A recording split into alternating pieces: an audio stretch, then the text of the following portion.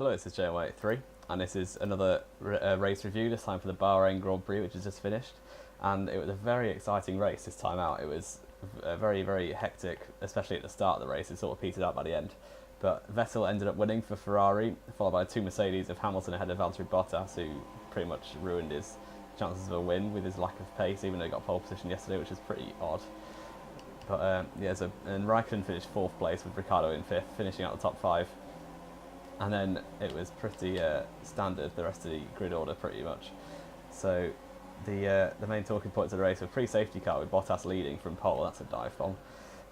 Pre-safety car, very, very odd to see Bottas going so slowly pretty much.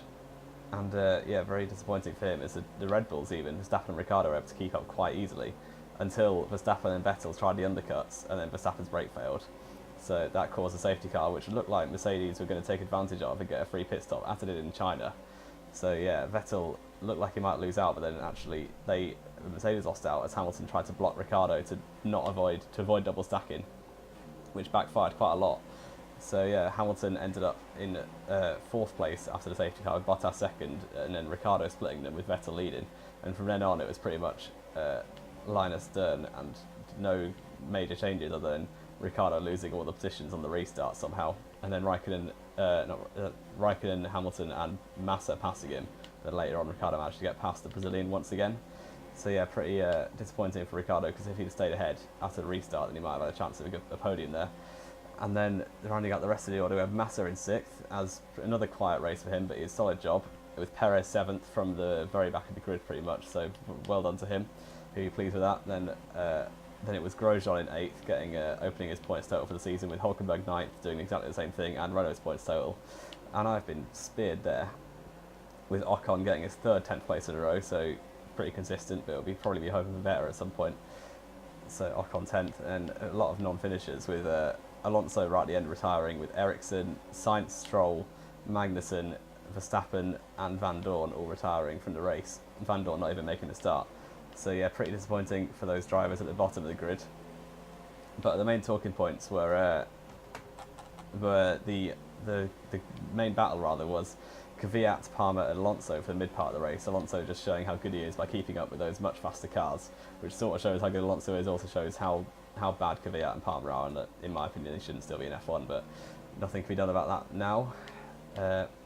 And then another talking point was after the second round of stops, Palmer came out behind Marcus Ericsson, only about 3 seconds behind Ericsson, on fresher tyres, and couldn't pass him, which I just was shocked about, because Palmer should be able to pass him in a much faster car, but ended up not passing him until Ericsson retired a few laps from the end. And do people not want to crash into me this race or something? But another point was Grosjean, for the mid part of the race, the only action really was Grosjean doing an undercut and overtaking Hulkenberg in the undercut way, and Grosjean overtook the likes of Kvyat, I think Ocon as well.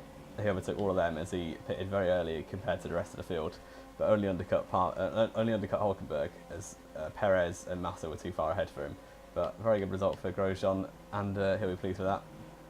And then another thing is my predictions, which is a video that I put up on Thursday, which I'll leave a link to in the description. My predictions were pretty much on point. Like, I got every driver right in the top 4, and I got Grosjean right, and then the rest of the drivers in the top 10 I was only one position off, so I'm very happy with that. Apart from Max Verstappen, who retired, which I couldn't really foresee.